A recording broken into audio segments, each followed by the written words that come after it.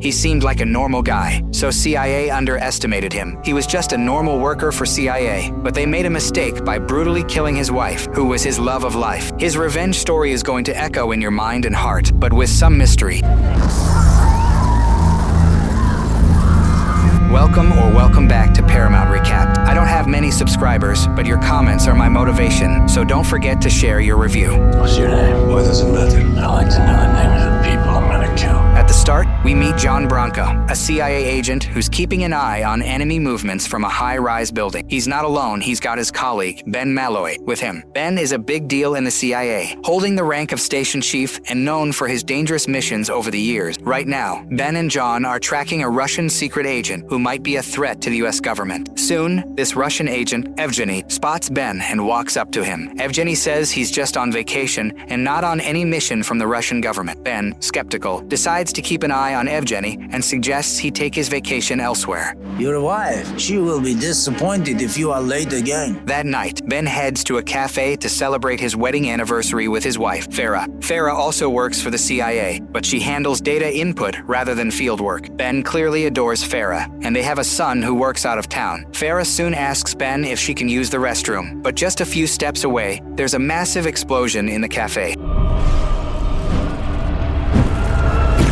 Fast forward 6 months, and Ben is still reeling from the explosion that killed Farah. He's not letting it go, and is determined to find out who's behind it. He visits Farah's grave to pray and vows to track down the bomber. Later, he's in a meeting with CIA officials who are ready to close the case, claiming the explosion was just a gas leak, not a bomb. Ben is furious and storms out. Outside, he bumps into the CIA director, who offers his condolences and tells Ben to let go of Farah since she's at peace. That night, Ben sees on his laptop that the cafe explosion case has been officially closed, labeled an accident. Ben isn't buying it. He's convinced Farah was murdered intentionally. He decides to dig into the case on his own. The next day, he meets a CIA hacker and asks him to pull up the data from the explosion. It turns out there were some Russians present at the time who could be connected to Evgeny. The hacker suggests Ben should check out Evgeny, who might be behind the bombing. Ben goes home to look into more details about Evgeny. While going through old memories with Farah, he remembers a special dinner they had. Farah gave him a necklace called the Fatten Necklace and asked him never to let it go because it would bring him luck. Ben promised he would keep it forever. Back to the present. Ben plans to meet John at a cafe. They chat about Farah's death and the CIA's sudden closure of the case. Ben asks John for help, believing Farah's death was no accident. John agrees to help and tells Ben to take care of himself. Even though John is quiet, he continues to look into the case. Before they part ways, Ben thanks him. Later, Ben visits a friend of Farah's to see if Farah had any secrets. The friend says Farah was always honest, but reveals that Farah had a significant amount of savings that Ben didn't know about. Farah had been saving money through her friend for her old age, and now that Farah is gone, the friend hands over the savings to Ben. That evening, Ben heads to a casino to meet Evgeny. They play cards, and Ben questions Evgeny about his involvement in the cafe explosion. Feeling insulted, Evgeny orders his men to beat up Ben, leading to a rough fight. Overpowered, Ben is arrested. Next, we see Ben's son, Nick, who's working out of town and is always with his girlfriend. When his girlfriend steps out to get breakfast, 3 CIA field agents show up and insist Nick come with them. Nick is reluctant because he doesn't want to leave his girlfriend alone, but the agents insist it's for his safety and that Ben sent them. Nick has no choice but to go with them. Meanwhile, Ben is being held hostage by Evgeny. Evgeny orders one of his men to use a knife, not to harm Ben, but to free his hands. Evgeny wants to have a chat with Ben about why he suspects Evgeny was behind the bombing. Ben argues that since Evgeny is a Russian agent, it makes sense to think he might be involved, especially since Farah had access to CIA data. Evgeny swears he's not responsible for the explosion because he was on vacation and had no mission from the Russian government. He shows CCTV footage proving he wasn't at the cafe. Ben doubts Evgeny's story because he sees a man in the video who was Evgeny's subordinate. Evgeny explains that the man hadn't worked for him for a while and was now with American mercenaries. Ben starts to believe Evgeny, but just then, the American mercenaries attack. Evgeny is shot and tells Ben to run. Ben tries to escape and contacts John for help. Fortunately, John arrives quickly and rescues Ben. On the way, Ben asks John why he showed up so fast. John said he just happened to be nearby and not far from where Ben was. John then took Ben to his hiding spot on a boat. Before boarding the ship, Ben asked John to get in touch with Nick because he was really worried. John assured Ben that Nick was safe since he had sent a team to look after him. It turned out that the 3 CIA agents who picked up Nick earlier weren't following Ben's orders but John's. The agents took Nick to a building. Nick tried to resist, but they managed to bring him inside forcibly. Back on the ship, John asked Ben if Farah had ever given him anything before she died. Ben said no, and even if she had, John didn't need to know because it was a personal matter. Then John took Ben to a room to talk, but as soon as the door opened, Ben was shot at by several American mercenaries who had attacked him before. It turned out that the mercenaries had been sent by John, revealing that John was a traitor. Ben was tied to a chair and tortured with a stun device. John kept asking if Farah had given him anything before she died. Ben said no, so he was tortured more. Realizing Ben wouldn't talk, John ordered the mercenary leader to keep interrogating him while he went to get information from Nick. Shortly after John left, the mercenary leader admitted he was the one who blew up the cafe and killed Farah. They did it on orders from high-ups in the CIA. Ben was stunned and didn't get why Farah was targeted. Before the leader could explain further, the roof collapsed on him, and a woman named Christina Kowski came to save Ben. Ben asked Christina who she was, but Christina said she'd explain later since escaping was the priority. They quickly headed to the front room and fought John's men. In the chaos, the mercenary leader reappeared, so Ben had to face him. After a tough fight, Ben managed to throw the mercenary leader into the sea. Then Ben and Christina escaped in a small boat. At the dock, Christina took Ben away by car to a secret location. On the way, Christina revealed she was a close friend of Farah. She asked if Farah had ever given Ben a necklace called Fatima. Ben showed her the necklace, which turned out to be a key to Farah's secret room. Inside, Farah kept a laptop with all the dirt on the corrupt CIA director. That's why Farah was killed. She had evidence of massive CIA corruption. Ben finally understood why his wife was murdered. The CIA director had also orchestrated Ben and Nick's kidnapping to get the Fatima necklace and access Farah's secret room. Ben and Christina arrived at Farah's secret room. Ben used the necklace to open the room and found Farah's laptop with all the information on the corrupt CIA director. Ben then called John and told him he had the laptop with the director's corruption evidence. John threatened to kill Nick if the information got out, so Ben and John agreed to exchange the laptop for Nick. John sent the location for their meeting, which was set for that day. After the call, Christina warned Ben not to give the laptop to John, as even if he did, they'd still be in danger. Ben wasn't planning on a simple exchange. He wanted to take down everyone involved. Christina agreed to help Ben. Before leaving, Ben contacted the CIA hacker and sent a link with all the evidence of the director's corruption. He instructed the hacker to release the evidence to the public if he didn't come back. Ben and Christina then headed to the meeting spot with John. When they arrived, Ben dropped Christina off first because she would act as a sniper to protect him from afar. Ben met with John, who wasn't alone. He had a sniper on a rooftop and 2 men with him. Ben asked John to release Nick first, and then he would hand over the laptop. After Nick was let go, Ben handed over the laptop and said their business was done. But as John tried to leave, Christina took out the sniper and John's 2 men, leaving John by himself. Ben grabbed the laptop back, but the mercenary leader, who was still alive, showed up to help John. Ben decided to escape in his car, leading to a high-speed chase and shootout. John's car ended up rolling down a hill, killing the mercenary leader, but John managed to jump out before the car flipped. Ben and Nick then finished off the mercenary leader. Ben looked for John, who had escaped. Soon, John reappeared, challenging Ben to a duel. Ben accepted, and after a fierce fight, he managed to lock John up and knock him out. An hour later, Ben went back to the meeting spot to pick up Christina. A car pulled up, and it turned out to be a CIA agent who had been sent by John to arrest Nick. The agent apologized, explaining he was only supposed to secure Nick, not kidnap him. Realizing the agent was innocent, Ben forgave him and asked him to take John to the police station for a severe punishment. Later that night, Ben contacted someone and asked them to expose all the evidence of the CIA director's corruption at a meeting with high-ranking officials the next morning. Ben couldn't do this himself because he was still the CIA station chief. The next day, the CIA director was seen meeting with top officials. Soon, each of them received notifications on their phones about the director's corruption, which also appeared on the meeting's monitor screen. At the same time, Evgeny, the Russian agent who survived the earlier attack, showed up. The person Ben contacted the night before was Evgeny, and he revealed all the corruption evidence, even playing a recording of the director ordering John to take out Ben and Nick. In the end, the director surrendered and was arrested by Interpol. The next day, Ben was overjoyed to see the news about the CIA director and all the other conspirators being arrested. With the masterminds behind Farah's death finally caught, Ben could now live peacefully.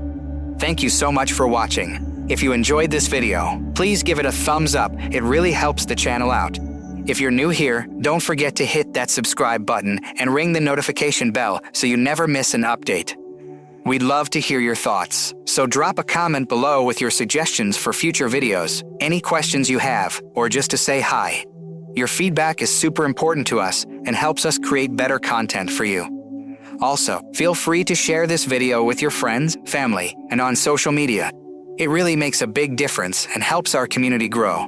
You can follow us on Insert your social media handles for more updates and behind-the-scenes content.